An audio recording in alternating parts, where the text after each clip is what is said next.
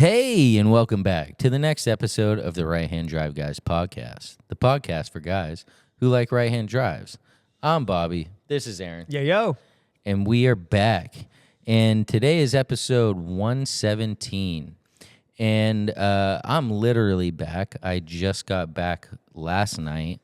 And so we figured, why not go through the trip, talk about Tokyo Auto Salon, Fuji Track Day, all the meets during the Auto Salon week. Yeah, dude. And then, maybe a few things about Japan that weren't car-related for anybody that plans on taking a trip. Yeah.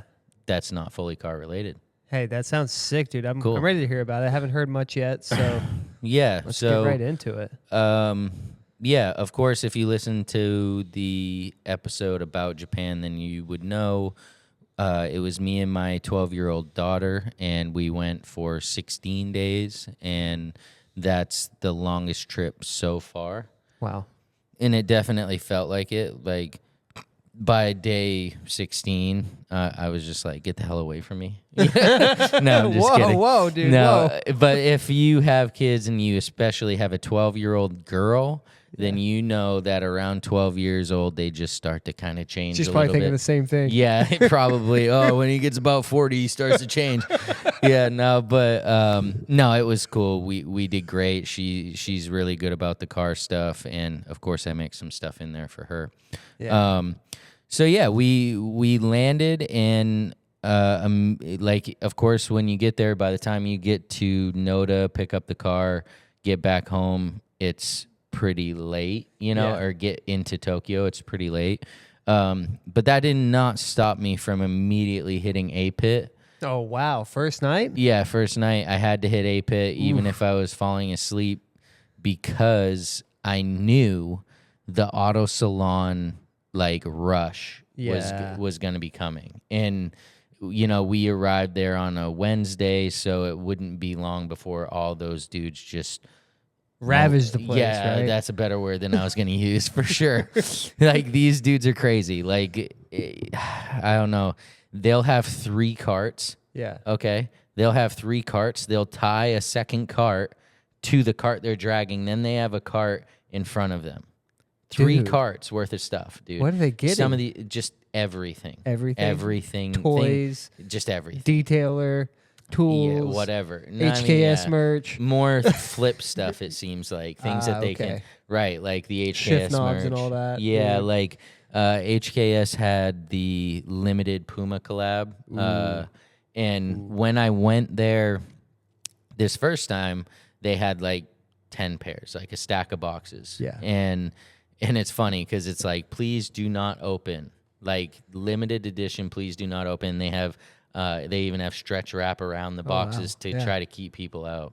So, anyways, I'll get to my second and third trip to A-Pit, afterwards. But so I went to A-Pit. I just wanted to see if there was anything that was, kind of limited that they were putting out for Auto Salon weekend. Yeah. I did find a few cool things.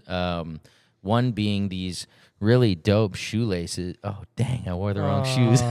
The HKS put out some shoelaces. Yeah. And I grabbed some for those Sparko Pumas that I have. Oh, yeah, wow, so I was flexing heavy on everybody the whole trip, Yeah.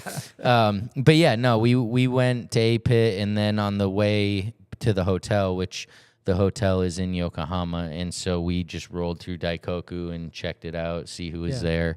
It was a pretty good gathering for a Wednesday night. And then, the very next day, I had to hit the Up Garage in Machida to, again, just try to see if there was anything there prior, to everybody going through it.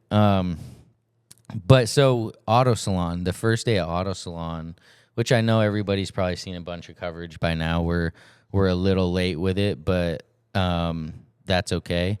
And after Up Garage, I went to Nissan Global HQ, and they had all of the CalSonic cars on display. Whoa, that's sick. So they had the 32, 34, and the I don't know. I think it's a Le Mans car. Yeah. Like, one of the crazy ones. Yeah. So And that was at HQ, like right at the street from the hotel. Yeah.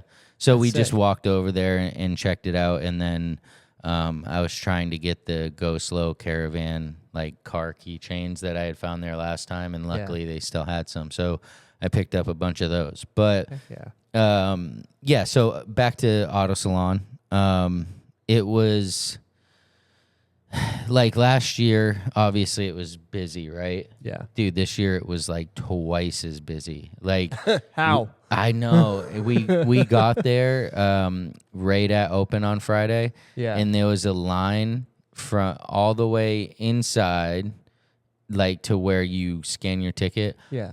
All the way through this like super long hallway, down the escalator, out into the parking lot, and then there was zigzags into the parking lot. Yeah, it was crazy. I was Dude, like, that oh, is no. crazy. Like this is nuts. So we had to wait a bit, and when you got in there, it was like nut to butt. Yeah. Like it was packed, shoulder to shoulder. Like to even get anywhere, you had to like push your way through people. It Jesus, was, dude. And especially having my daughter with me, it was a little uncomfortable. Yeah. Just because I'm like trying to keep track of her, but also trying to see as much as I could. Right. If I went again, I would definitely piggyback with someone I know to get in Friday morning, to like the industry people when they get to go in, because the videos I saw of them being in there, it was much more manageable. Like there wasn't many people, and so that's when you get to really make relationships and connections. But it nonetheless, I still got to see a lot of cool cars, and there was a lot of people there. Most notable, I think, for like what we're into, and I know everybody's seen it, was the R32 EV. Oh yeah. Yeah. I saw Larry Chin in that thing just rev bombing it. Yeah, with the little speakers that it has and stuff. Yeah. I mean, it's a Nissan project, right? Yeah. Like it's just kind of a show thing for them. It's not like they're ever gonna produce kits or anything to do this. It's just we're still doing stuff thing. Right. I thought it was pretty cool. Like seeing the center console. And that was pretty much a big screen, wasn't it? Like and like the whole interior was sweet. Yeah. I mean, they had the really cool Nismo seats in there, and of course, steering wheel and all that, and then a big screen. But it looked like at first glance, it looked like the original, the DIN gauge they have. But then you're like, wait a minute, what? Like, it's different. It's pretty cool, I think. Yeah, no, I mean, I think it's cool that they're doing it. They had it plugged in, charging, like, right there. Yeah. And, again, like, they're at least doing something, right? They're participating, which I thought was cool. And I bet this thing's actually kind of fun. Yeah. I'm sure it is, I mean, for what it is, right? Right. But, so the 32 EV, of course, was sweet. Liberty Walk again had an insane, just an insane setup. They were packed, of course. Everybody, all the chicks modeling and all the dudes out there with crazy flashes on their camera and whatever else, taking pictures of all the girls on the cars. But I mean, and then Ken Nomura had his Blitz R34 four-door there. Yeah, I saw that thing, dude. Saw a bunch of pictures of it. Yeah, so that was cool because, back, 03, 04, that time period, his car would, because I was never like a drift guy, but I would watch D1 GP, and his car would always get my attention because it was a four-door Skyline, right? And of course, I loved Skylines, but the fact that this guy was whipping a four-door around the track and, like, doing a great job and then having this animated personality really kept me watching D1. So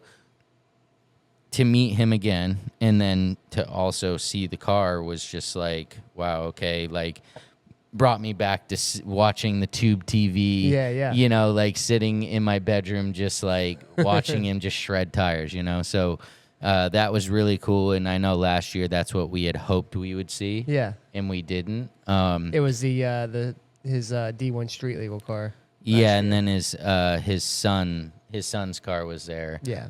But this year his son's car, they must not have as much space as they thought, because when I was walking in, his son's car was still on the flatbed, just sitting out in the parking lot. So they just must not have had as much space. Yeah. The Liberty Walk did bring the Bathing Ape S15, or no, 34, sorry, and the Bathing Ape RX-7. So that was cool because I've seen those online, and then they're like, in your face. And That's of course, sweet. that livery's awesome, for sure. And then another cool thing was Toyota brought a Corolla that was mid-engine with their new 4-cylinder turbo motor that's supposed to make 600 horsepower. That's off pretty the sick. 4-cylinder turbo, and it was mid-engine. Yeah. So that's like a whole new concept for them, And and of course, it had really cool livery on it, and it was an awesome car. But I'm excited to see what that new motor, how they're going to use it. Yeah. If it's just for stuff like this, or if they're going to actually put that into production. If they put it into production, that's gonna maybe change a few things. Yeah. Because the potential, granted, I'm sure 600 horsepower is in their setup, like for a race car. I'm sure production it's much less, but if it has potential, it just might be, the next motor. So right. A lot of people seemed excited about it. Yeah, mid-engine, that sounds pretty wild. Yeah. Oh, yeah, it for sure was, because you're used to seeing the Corolla, with the motor up front, but it was just a big hole, kind of. And then, another, especially for GTRs, Craft Sport came pretty heavy again this year. Oh, yeah, dude. They had pretty much every rare 34 you could imagine. Yeah. And they had some Nismo 35s and different stuff like that, but as far as GTRs are concerned, their booth was absolutely and then they also had a guy doing an engine tear down and rebuild throughout the whole weekend at their booth. So in their booth was kind of like at Spoon, like a whole glass wall where you could see the guy building the motor the whole time. And it's like, old head Japanese dude, like just in there. He's pissed, dude. He can't have a cigarette. Pretty much, it seemed. That's how it seemed. And but that was a really cool display, and I thought it was just really tasteful to show that process to the public. Yeah, that is pretty cool. And then of course, one of my favorite booth was SS Active, because they had their carbon cars there. Yeah. And they were awesome. And they had one this year that was green, and it was like a deep emerald green, and it was with the carbon, like slightly, how you can slightly see the carbon. Yeah. They do such a good job. And this year I got to meet Sakamoto's son and talk to him for a few minutes, get a picture.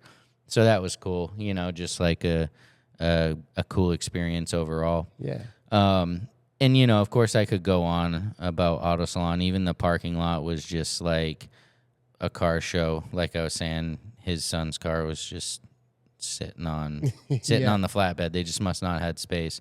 But I think they do some sort of like a demo, right? Yeah, I think so. I think they were last year. I couldn't figure out where they did it. Yeah, you could hear him. I could hear him, but I could not find it. So, this year, after the first day, I was like, maybe I only do one day of Auto Salon this year. A, because I had my daughter with me, but B, it was just so packed. Like I said, it wasn't as fun because you couldn't mingle with anybody. Like, right. You were mingling with people, but not in the way that not you really wanted to. Yeah. So instead, on Saturday morning, we went over to Amari Factory. I wanted to see if they had the same cars or different cars than the last time I went. Yeah. Which was only in just October. They did have their Z-Tune out, and in the workshop. So that was cool to just be able to look at that. But they had the 32 that has all the 40th anniversary parts on it. Yeah. So I did get to see that like in October, but it was cool to see it again and really notice like all the little stuff that they're offering in this 40th anniversary collection. Yeah. Which pre-orders for some of these items actually are about to end. Yeah. So your window is closing if you're one of the guys that wants the wheels or some of these other little things. The window on 131, they stop all pre-orders. So I don't know if that they will have some for sale after that once everything comes in. But and then they had the X-Navi or X-Savvy. I don't know how to pronounce it, but they had the 34 race car and a 35 race car in there as well. I picked up a few. I picked up a tow hook for my 34, and then I picked one up for my buddy's 34. Yeah. And then I picked up the carbon upper intercooler pipe for the 34 because you save about $1,200 buying it there, which is pretty crazy. Yeah. So I was like, I'm grabbing this because I knew that was a part that I would want on it in the future because I'm gonna stay twin turbo. Yeah. So it was worth it for me. But so we hit up Amari Factory, and then we went back to A-Pit that day. Yeah. And it was crazy that day. Like everybody was there that Saturday. I ran into Dustin Williams and Brian. They were there. There was just a lot of guys there. The whole little parking garage was like a car show, so it was pretty sweet. Gave the 34 a little wash down so that it was, fresh for the trip. Kind of vacuumed it out, did a little detailing. Nice. And then, that night we went to the Chronicles Exceed meet, and it was so what happened was it was originally supposed to be in this parking garage, and I actually talked to Joey Lee about this, and he said he let I can't remember the guy's name, but the guy from Exceed plan it all, and he didn't get any permission, I guess.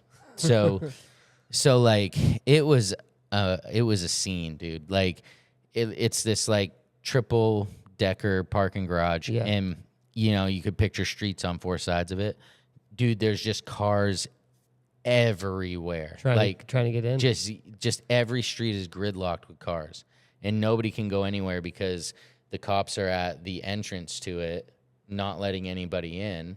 But the people that had already gotten in there need to get out. And so they're trying to get these people out, and everyone's trying to figure out where the next place to go is. And this was like a hour and a half ordeal, sitting there, gridlocked, and of course for the organizers, who obviously didn't organize it amazing, for the organizers it's super stressful because everybody's like, okay, well, what are we doing? What are we supposed to be doing? And you have a ton of, a ton of people. So after that hour and a half, it ended up getting moved to a PA. I can't remember exactly which PA it was, but it was one of the very large ones. Dude, and it overran this PA. I'm talking, there was cars, it was backed up out onto the highway for days. Every spot inside of the PA, and this is like an Abena-sized PA, one of those huge ones. Every spot is taken up, in the back, each side there's cars. The Veilside, the Fortune NSX from Too Fast, Too Furious was in there, which, in Too Fast, Too Furious, or sorry, Tokyo Drift, in Fast and the Furious Tokyo Drift, there's a yellow Fortune NSX. Yeah. And it, it's just in the movie. It's not a hero car or anything, but that was there. And it's the only one, I think. Yeah. And it's sick. It looks like some crazy Ferrari or something. Yeah, that's wild what makes me think of them as an NSX Ferrari, pretty much, dude. The way that the back of them is, I don't know. All those Fortune kits are super sick, and The way they changed that the looks like a complete look. Ferrari right there. Yeah, 100%. But yeah, so seeing that, Cool. you know, and meeting the owner, that was pretty sweet. There was a lot of cars. Like I said, I got to meet and talk to Joey Lee. There was a 400R replica that was like the only like he had everything. This car had everything except it still had the rear wiper, which was what gave away that it was a replica. So yeah, that was kind of the thing. But yeah, I mean there was a lot of nice cars, and so that went until, you know, midnight or so, and then we ran through Daikoku to see if anybody was there, but it was, of course, was already shut down. Yeah. During Auto Salon, we, like, you know, pretty much from that Thursday till the next Monday, they were on top of Daikoku. Yeah. They were shutting it down, like, immediately just because it was so overran. Oh, yeah. You know? But yeah, it was a cool experience, you know, going to that meet and kind of being able to see a lot of Hondas too, you know, of course, because they're Honda guys. But I mean, there was way more Nissans than Hondas. It was kind of crazy. I was like, oh dang, okay, you know, like the Nissans really showed up for this. And then yeah, there was some time that my daughter and I did, you know, some stuff she wanted to do. We went to the Sanrio Puro Land, which is like basically the Hello Kitty amusement park. Yeah. Which, you know, Japanese people are obsessed with Hello Kitty in Sanrio, and they all dress up kind of like a Comic-Con or something. So they're all dressed up as these crazy things, you know, and like it's so, but it was cool. You know, I love Japan and the Japanese culture, but the one thing I really noticed this time, and maybe it's because they're tired of foreigners or whatever, but stay out of their way. Like when they're trying to walk, like you're in their way. It could never be, even if they're, you know, walking traffic is going one way, even if they're walking through the middle of it sideways, you're in their way, you know? And so we just learned to kind of like, okay. Was that everywhere? Yeah, that's how I felt for sure. I was really feeling that this trip. And again, I saw a graph that showed this year. I saw the same one, Yeah, because of the weekend in 2024, they had more tourists than they've ever had. Yeah. Ever. Yeah, it's crazy. The graph, you can see COVID, it's like literally nothing. Nothing, yeah. Then the next year, it's a little bit. And then 2024 is like off the charts, dude. Off the charts, yeah. 25's already like halfway there. Mm-hmm. Yeah. And right. But yeah, I mean, it was crazy for sure. And there was a lot of people everywhere you went. So I get it. You know, when we went in April of 2023, we were lucky, dude. Yeah. Because it was not like that at all. Right. And dude, they're probably just kind of over it. Like, yeah, sure, tourism brings in money, but if you constantly have these foreigners just in your space and in your, like, I get it. You like, it's just like us up here with out-of-staters. Yeah. Like, screw out-of-staters, dude. Get out of the left lane. Right, get out of the left lane. We're tired of it. So it's kind of the same thing, you know. But and then we headed to Fuji, and you know, of course, we got to stay in the amazing Fuji Speedway hotel, which was great. Love that place. They had a few new cars in the museum, rally cars, not really like, you know, tuner cars. All those were the same. Yeah. But it was, of course, it's always good to go. But then we had the Fuji track day through TopRank, and this time there was an AM session, which was a private event, so to speak, that TopRank was involved in, but they weren't hosting. Mm-hmm. So I didn't get to drive that, but I got to watch like some insane like GTR race cars and like high horsepower GTRs just hammer on the track. Like there was this 35 race car that I've never experienced something like this. Standing on the wall on that straightaway, you couldn't see it. You could not see the car. That's like crazy. It was going so fast that it was like a blur. and you would just feel it when it went by. And like everyone was freaking out because it was just, and this is like full blown race car, not just like a Nismo 35. Like this is like full aero, full everything, you know, and like you couldn't even see it hardly coming because it would go so fast and it would just shake everything. Insane. Yeah. So that was a pretty crazy experience, in itself, but you know, there was a lot of guys there. You know, TommyFyeah was there with his partner Andrew for Garage S0. Yeah. And they were it was pretty wild. Like I didn't even realize what was going on at first. I see a tow truck pull up and I'm like, "Oh, okay, this car is obviously modified. It can't even drive on the road here, you know. Okay, cool. That's a weird looking 32." And I'm like, ZERO-R. Oh, shoot. Is this one of the HKS cars?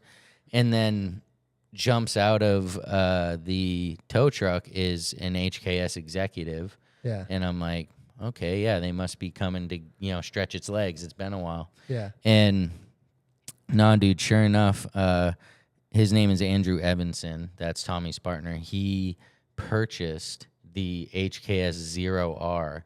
And the executive was there to personally deliver it to him and show him everything on the car. Wow, dude. And so it's actually a really cool story.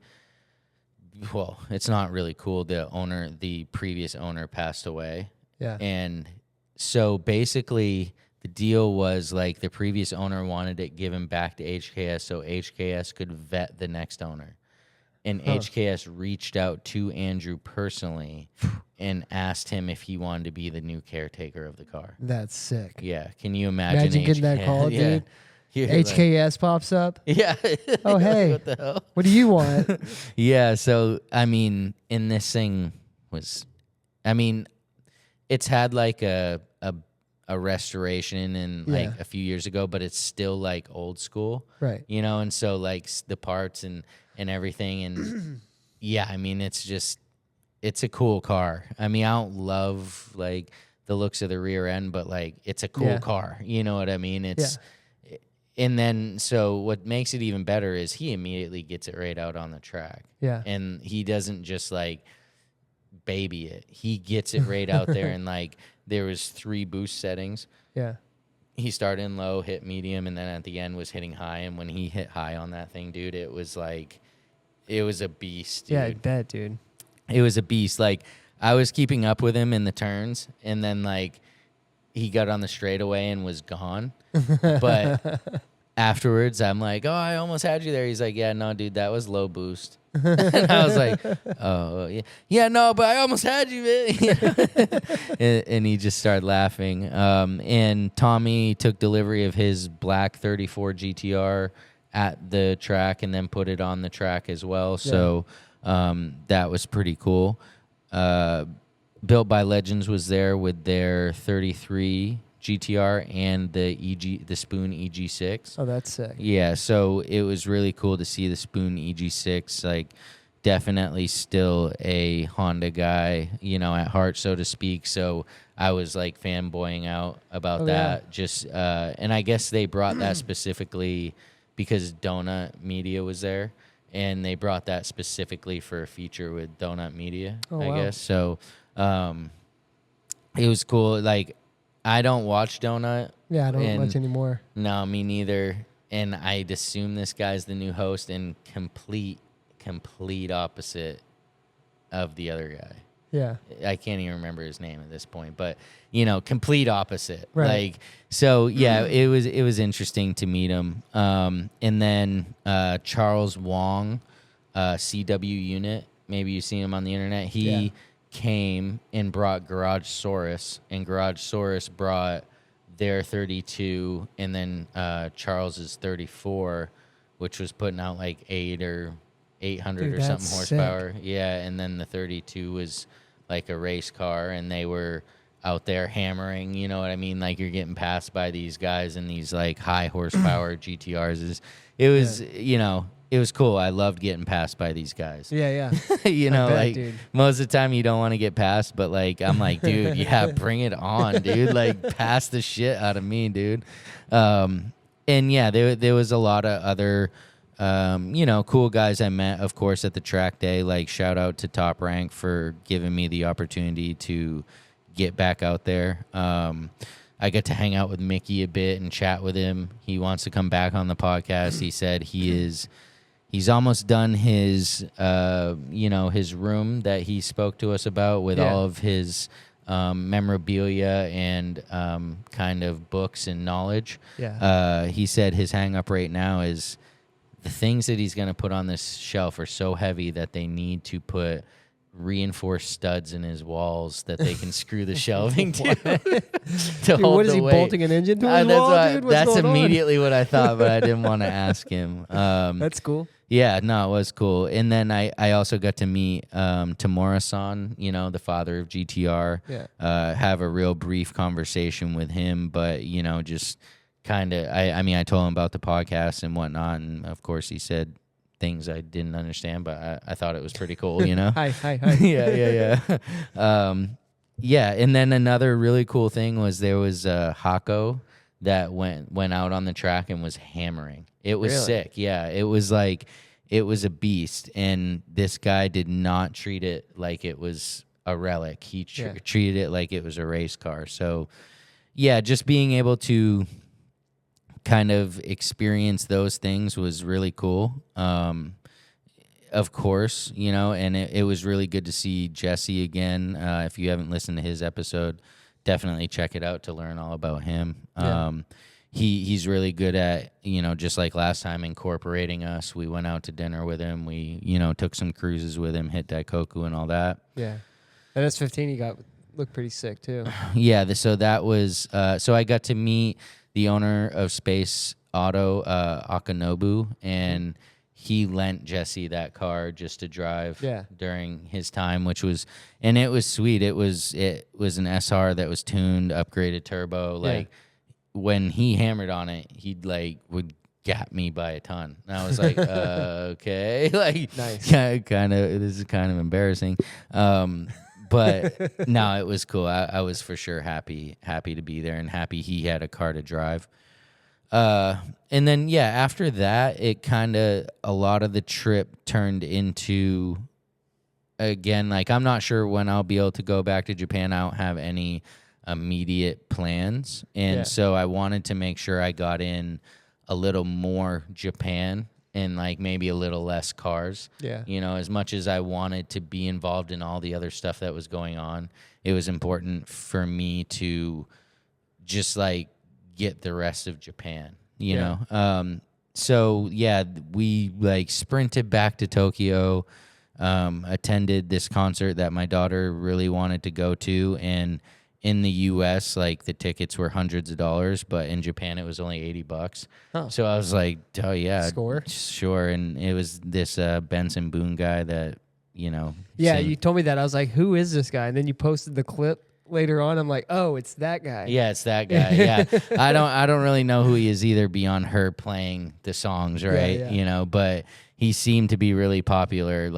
All the Japanese girls were just dying for him, dude. It was, how they get really into stuff? Yeah. They were really into him. And I was just like, but dude, let me tell you something. Dude, I would go to a concert with Japanese people 10 days a week, dude. These people are awesome at a concert. There's obviously the floor where you stand, and then there's seating. Yeah. And in America, everyone stands up. Right. So if the person behind you's shorter than you, they get screwed every time, right? Because there's no way to see past you. No, dude, the Japanese stay seated. They stay freaking seated, dude. Yes. Whole time? The whole time. So that everyone can see. They are so respectful, dude. Yes. That was blowing my mind more than anything. I bet that's weird for the performers. They're because they're trying to hype them up, and they're just all sitting there. Yeah, for sure. I mean, they were still getting hype, but in their seats. Yeah. So that's cool. I was like, dude, it can be like this. This is nuts. But yeah, so whatever. That was a good experience for us. And then the next morning, we jumped on a flight down to Okinawa, and we explored Okinawa. We had a hotel right on the on the beach, and we got to see tortoises and sea turtles and all kinds of different animals there. We stopped by, it's like a kind of famous burger spot down there called Captain Kangaroo. Yeah. And I convinced my daughter that it was actual kangaroo meat. How'd that go? She thought she was Dude, freaking I mean, out. in Japan, you never know. No, for sure. But it was regular meat, and I had to tell her eventually. But I did get her to eat the cow tongue. Nice. Yeah, she didn't know until after, and I told her, and she's kind of pissed. But whatever. Good for you. So we spent some time walking on the beach and exploring and trying different Okinawan food. And then we flew back to Tokyo, and basically got rid of all of the warm weather stuff and got all of our ski stuff ready, and then went straight back to Haneda, jumped on a flight to Hokkaido. And yeah, I mean, that was a really cool experience in itself, being from up here, where we kind of have, or used to have snow, it was just cool to see how they do things, differently compared to us here, they use huge front end loaders with the biggest snow blowers I've ever seen on them, to plow the roads instead of plows like we have. Yeah. And they actually remove the snow. Yes, they actually remove it instead of throw it to the side. I wonder what they do with it.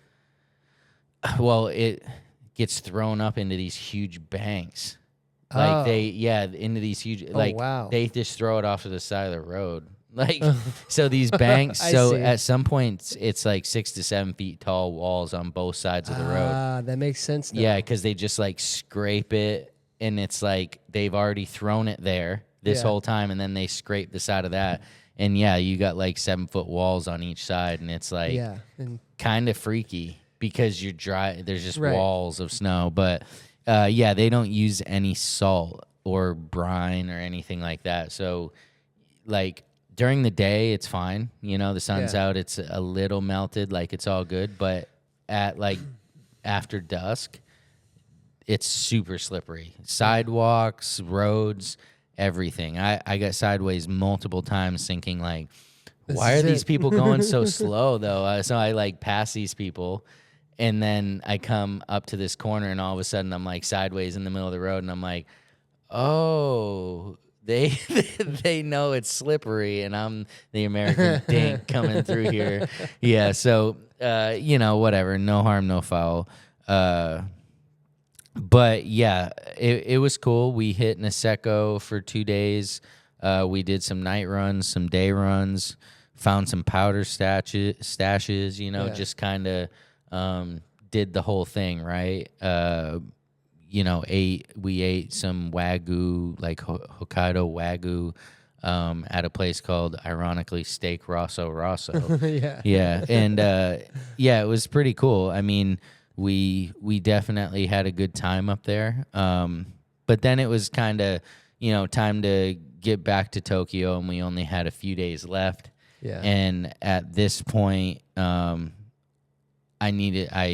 went back to A-Pit for the third time, right? Yeah. And this time is post Auto Salon. Yeah. And the place, was ravaged. Dude, they had hundreds of sets of the shoelaces I was talking about. They had none. There was only one box, and it was size US 7. Oh, wow. Men's 7. Yeah. And it had been opened up. Yeah. Even though it says not to, I'm dude, we are so horrible. We are so horrible that we do these things, whoever we are, whether it's Americans or, British people, whoever it was.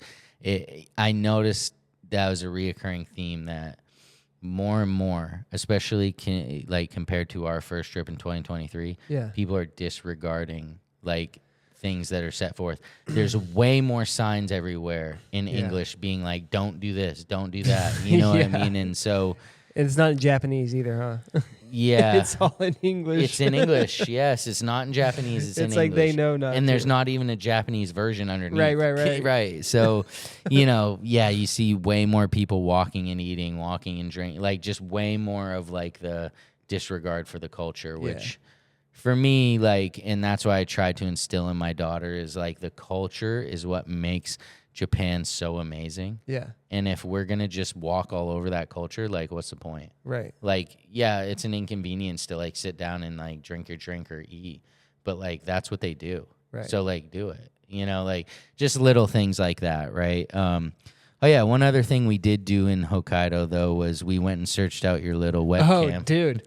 Yes, you did. Yes, I did. Yeah, that's that was cool. funny, dude. Yeah, quick story about that. Yeah. Like, I have this channel on YouTube that I found that's a live feed to somewhere in Sapporo, and I put it on for my dogs every time I leave the house, and you know, anytime I'm doing anything around the house, this live feed is playing, dude. So for like the last 2 years, I've seen this spot. And dude, yeah, sure enough, I had to do some searching on how to find it. I had to do some investigating on how to get the pin. Mm-hmm. But dude, I got the pin, sent it to you. And yeah, sure enough, dude, you guys visited, walked right on the screen. You were like, hey, we're here. And then I look up, dude, not even 30 seconds. It's like an actual legit live feed, yeah, dude. It's legit. So yeah, dude, I look up on the screen. You guys are waving, flailing your arms and everything. Yeah, it was like at first I got really bummed because there is that little delay. Yeah. And I'm like, oh, dude, this isn't live. Like that car didn't just turn, you know, whatever. Right. And then like by the time we actually got over there, we were there. And I was like, oh, shit. And we walk out, you know, into this like business or whatever that is like little lawn because it's a perfect place for you to see me. Yeah. And this lady, like, we stepped 2 feet on this space and she is out there kicking us out. And I'm like, what? Where the heck did you just come from? Like, you weren't here at all. Yeah. Yeah. And so we got kicked out and she's like, YouTube, stand over there. Like, and like kicked us out and made us go on the sidewalk. Oh, so she knew what was up. Oh, yeah. That's I'd assume crazy, that happens pretty often because she immediately knew what we were looking for. She pointed to the camera, told us to get on the sidewalk, and then she like blocked off where we walked in, and I was like, okay, got it. Like, that's pretty funny. Yeah, I mean, I see some wild stuff on there. Like, yeah, I mean, I don't know. Like one night there was like this giant group of people in like cloaks walking through and then making a circle in the intersection and like doing. I was like, what is going on, dude? Like.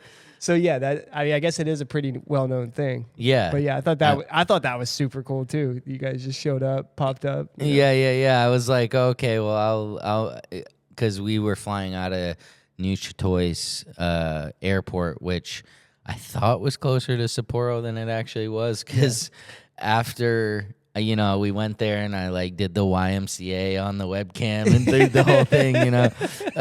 I like put in the thing and it's like an hour and whatever minutes. And I'm like, oh, shoot. Like, our flight leaves in 2 hours. I'm like, oh. So then I was like kind of freaking out. But it all worked out just fine. And we made our flight back. But, so we went back to Tokyo. Like I said, I went to A Pit. I got all of the track juice off the car, cleaned it up to prepare to put it back into TopRank storage facility. We went to Harajuku that day, did a little shopping, and then I went to Up Garage to sell Up Garage my first like things, right? Like first transaction, because I had a few things that I didn't want to send over in the car, and I also couldn't take on a plane, mainly the airbag from the stock steering wheel I could not bring on the plane. Yep. They won't put it in the container. My hands were kind of tied with it. I said, I'll just sell it to Up Garage, and then I had like the OEM strut bar. And the strut bar, they definitely, because they had quite a few of them, and you could tell it's not something they sell. Right. And basically what it came out to is like they give you like a little bit more than a third of what they sell it for. So, you know, I looked around and they had, you know, these OEM strut bars for this price, and then the price they gave me was a little over a third. You know, so it was all right. I mean, the steering wheel and the airbag I got a pretty good like amount for. Yeah. But I had to do zero work for it. I just walked in there, they bought it, you know, I didn't have to smuggle the airbag back and try to sell it on Marketplace or even throw away the airbag and just bring back the frame. Right. So I was cool with it. It was all in all like a decent experience. It is, though, when you walk in and like try to sell something to them, it's an hour to 2 hours before they have the price. Whoa. So yeah, so I was like, okay, we better go find something to do because you can only hang out in Up Garage for so long. Yeah. But that's why they have that waiting room upstairs. Oh, okay. It's for parts sales. Like you sit up there and like wait for them to do your evaluation. Makes sense. Yeah, so you know, it was cool. It was again a good experience just to see how that worked. And you know, that night we head over to Daikoku, checked it out. It was a pretty chill night. You know, at this point it's a Wednesday night, and there really wasn't a ton going on there, so we decided to go back because our flight left the next day.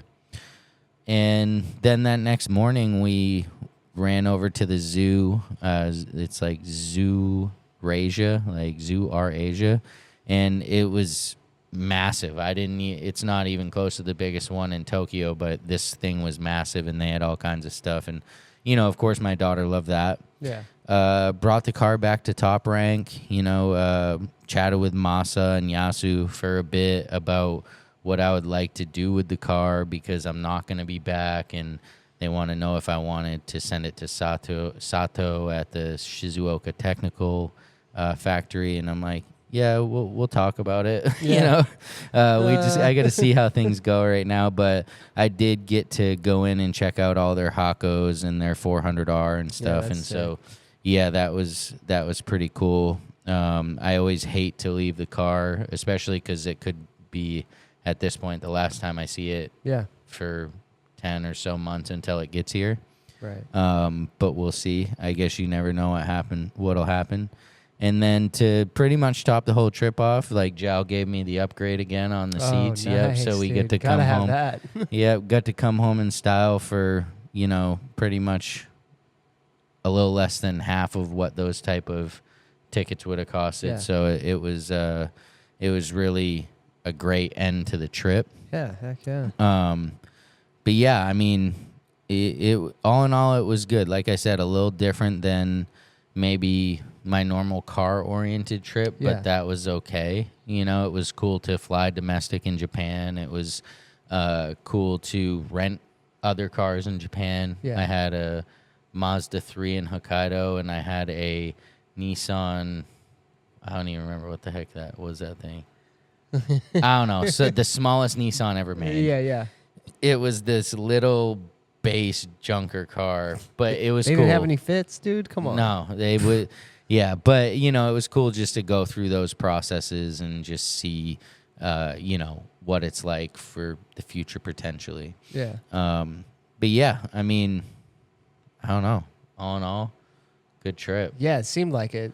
Definitely covered a lot more ground than past trips. So yeah, I mean, cool. it was a little long. You know, like I said, it was some days, and then, you know, right now I'm battling the jet lag. I'm pretty much sleeping as we speak right now. Yeah, I can tell, dude. Yeah. Are your eyes open? Yeah, I'm fading off right now. So let's wrap it up. Yeah, if you got any questions about Japan or like, you know, anything like that, you know, we can help you the best that we can. Just shoot us a DM on Instagram at RHDGUIS, and be glad to help you out with whatever we can. We've definitely pointed people in the right direction more than once. But for episode 117, I'm Bobby. This is Aaron. See ya. Peace.